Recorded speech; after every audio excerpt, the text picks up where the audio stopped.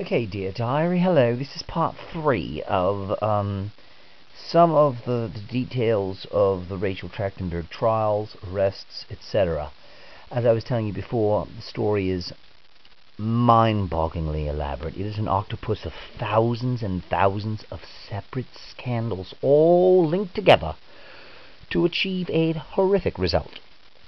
They literally intended to kill me in Rikers, and I would have died if not for inmates saving me. For example, when I went in, I was healthy, 190 pounds. And they starved me, and starved me, and starved me over 500 occasions. They didn't feed me. Inmates would see me getting weak, and see me getting frail, and they would give me food. And I don't just mean cock. Sorry, I digressed again. What the fuck was I saying? Oh, I've had some brandy again, and some more marijuana to keep me from killing myself. Because if you even went through one day of my life, you'd commit suicide. Every day is chilling and haunting. Every day of my life is like a Bad Born Ultimatum episode. So, what the fuck was my point? My point was, for instance, when I was held in Rikers Island throughout 2012 and 2013 and being tortured, I was held on 9 different arrests. Probably not an American record, but pretty unusual and pretty crazy.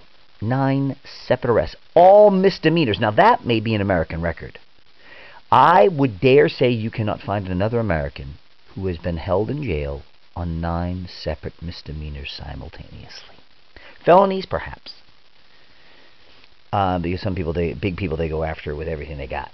Not misdemeanors. But I get very special treatment. Remember, even these cases by the Trachtenbergs were being prosecuted by Michael Vecchione's Special Rackets Division. Doesn't even have jurisdiction over the case. Why did D.A. Charles Hines, now disgraced, now exposed as a criminal, assign a bunch of petty misdemeanors to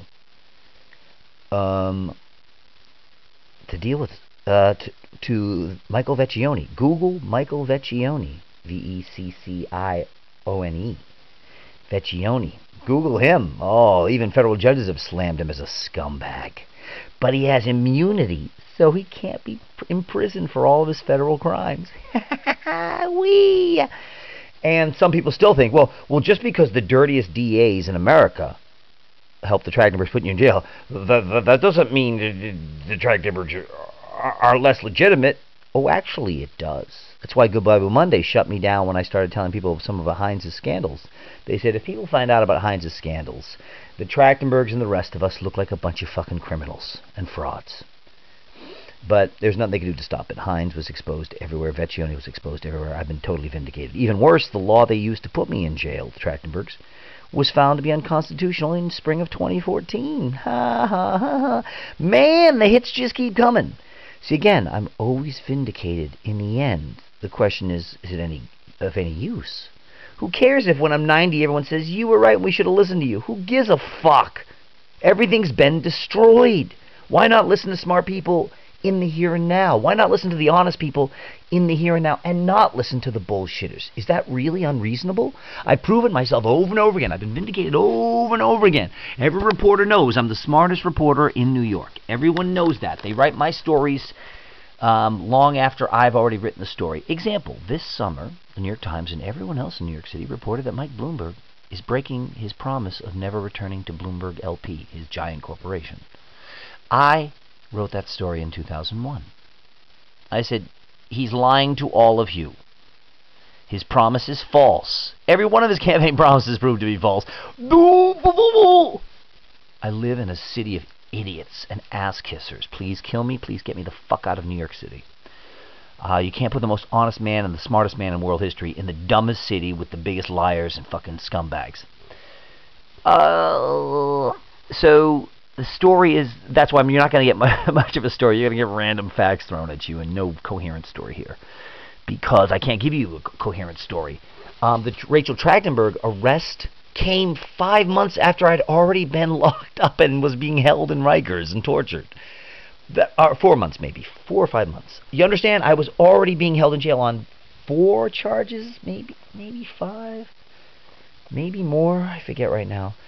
And they fabricated the Trachtenberg case, Rachel Trachtenberg case, while I was in jail. And, I mean, there's so many scams. Everything they did is shady. Do you understand that? They didn't try to cover anything up. Each thing they did was boldly illegal because they just thought, who's going to stop us? We're the fucking DA. He's been in power for 24 years. He's unstoppable. He's a god. He's never going to lose another election. He's the incumbent DA. He's the top law enforcement guy in Brooklyn. He's untouchable. And then they got destroyed. More proof why a lot of people in government fear me, because I can destroy careers. It is possible to take somebody who is as popular as Lance Armstrong and bring that fucker down. If you fight back, people, you'd be surprised what you can do. The problem is people don't fight back, just like most Jews didn't fight back. Most Americans don't fight back. Most taxpayers, you don't fight back. You take it. And so they give you even more cock up your ass with no lube next time. And you take it. So they shove their fist even deeper into your anus. And you take it. I always say New Yorkers are the toughest people on earth. They can take anything. You want to charge me $19 to see a movie? I'm fucking tough as shit. I could take it. I bet you can take it, New York. That should be the next mayor's slogan. You can take it, New York. My entire fist, with probably some of my leg as well. Oh shit, 3 minutes left. So the Rachel Trachtenberg trial arrest story comes in the middle of this giant epic that begins 6 years ago with the Harry Stuckey arrest. He's the pedophile pervert, raped a friend of ours using heroin, cat tranquilizers, da-da-da-da-da-da. Total scumbag. I used to be his carpenter. I started exposing what he was doing. One girl even committed suicide because the scumbag raped her and gave her STDs. The DAs kept protecting the scumbag. He got arrested everywhere. The DAs kept protecting him. He got caught on video stealing a laptop at the Apple store. The DA said, that's just ACD. And everyone goes, there's no such thing as ACDs for grand larceny. What the fuck are you talking about? His father is politically connected, and he makes donations to the DAs. So every time he commits a crime, I mean, when I used to be his carpenter, he used to tell me that. He always explained to me like how you bribe people and do things like that. You make campaign donations. That's his MO. When you're a big criminal like Bernie Madoff, you spread the wealth. That's why they didn't go after him for 10 years after his millionaire victims complained. For 10 years, the millionaire victims of Madoff complained to law enforcement, DAs, attorney generals, why won't you do anything? And they said, we can't hear you. Finally, the Securities Exchange Commission went after Madoff. None of the attorney generals, none of them went after Madoff. Everyone likes to forget that. All of them belong in prison as aiding and abetting Madoff for 10 years. Law enforcement is the greatest criminal in world history. Let's say that together again. Law enforcement is the greatest criminal in world history. That's not open to debate. Hitler, the Nazis, 100% law enforcement. Stalin, Mao, Bloomberg, Giuliani, Bush.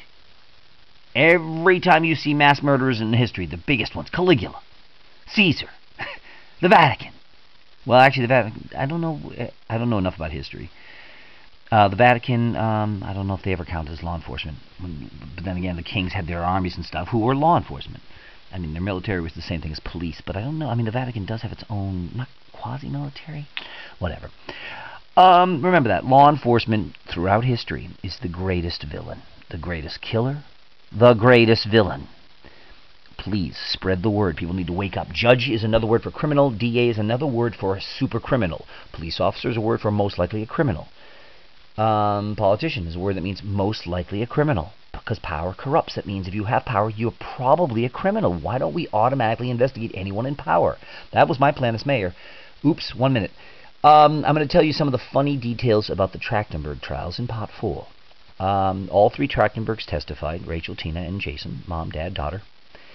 And all 3 got caught lying. It was hilarious. 50 seconds left.